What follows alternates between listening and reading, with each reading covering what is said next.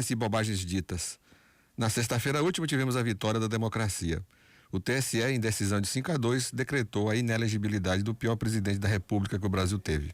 O voto do relator foi de uma precisão ímpar, afastando todos os argumentos contrários apresentados pela defesa. O ponto dissonante foram os votos contrários de 2 ministros. O primeiro a votar, depois do relator, trouxe uma tese exótica e dissonante de qualquer manual jurídico. Disse o distinto que não configurava punição do poder político a Bolsonaro, uma vez que suas falas não trouxeram consequências, tanto que não ganhou as eleições presidenciais. É o mesmo que dizer que se um maluco tocar fogo num prédio e os bombeiros apagarem o incêndio, o crime não existiu, porque o desastre foi debelado. É do balacobaco, tão esdrúxula a tese. O voto seguinte do ministro Floriano Azevedo destruiu as argumentações de tão estapafúrdias teses do insigne Raul Araújo. Outro voto ruim, que não se configura novidade, foi do ministro Cássio Nunes. Ele entende que não viu crime algum na conduta de Bolsonaro que configurasse a sua inelegibilidade. Ouviu o seu voto. Com as devidas vênias, observa-se que faltou melhor fundamentação doutrinária e jurisprudencial. Parecia mais a leitura de trabalho acadêmico de um estudante de direito.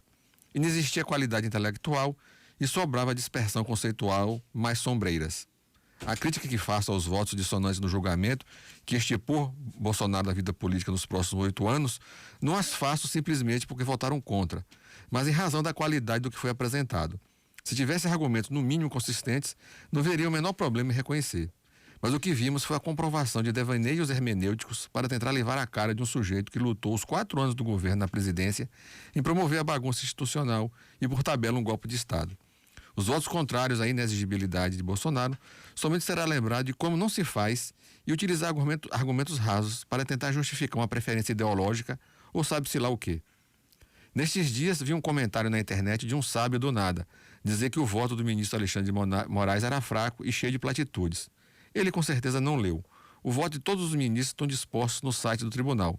Pelas palavras ditas e escritas, por tão conhecedor de letras jurídicas, é facilmente perceptível que não leu nada.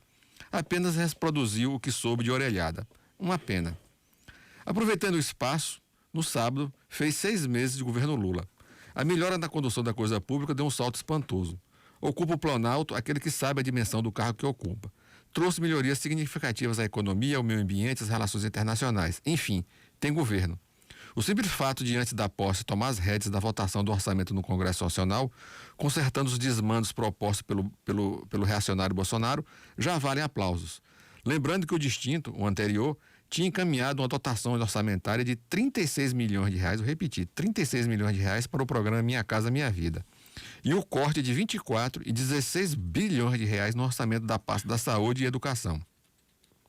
Se não fosse a ingerência política de Lula, o orçamento seria um desastre. É bom ressaltar que Lula, aos poucos, está enquadrando o reacionarismo bocó. Lula tem erros? Sim, e muitos. E a ponto. A sua fala sobre a democracia é absurda e sem sentido. Não existe relativismo na democracia. A Venezuela é uma ditadura da pior espécie. O fato de ter eleições não faz do país uma pujante democracia. As ditaduras adoram realizar eleições para dar um verniz de civilidade e liberdade. E todo mundo sabe que as oposições são massacradas ou inexistentes nos países autocráticos. Em Cuba, por exemplo, o Partido Comunista em geral ganha as eleições com 98% dos votos. Mais reacionário impossível. Portanto, essas falas são ridículas e sem propósitos quando dito por Lula. O presidente comete erro crasso ao ficar bajulando Maduro e sua trupe, quando o mundo inteiro sabe que a Venezuela é uma odiosa tirania e que a democracia é uma palavra inexistente no governo de lá. Como disse o jornalista Reinaldo Azevedo, na Band News, é preciso que Lula pare de dar capim à extrema-direita quando diz essas bobagens sem pé nem cabeça. Se ele acredita nisto, que guarde para ele, mas não expresse tais palavras.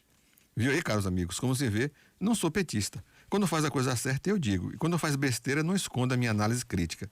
O tribunal da minha consciência é o que me norteia. Os 6 meses do governo Lula tem mais acerto do que erro. Somente não enxerga quem não quer. No caso da guerra da Ucrânia, ainda perdura uma certa inocência a respeito do tema. Mas a exposição do presidente é acertada. Não existe negociação de paz sem concessões. É o beabá da diplomacia.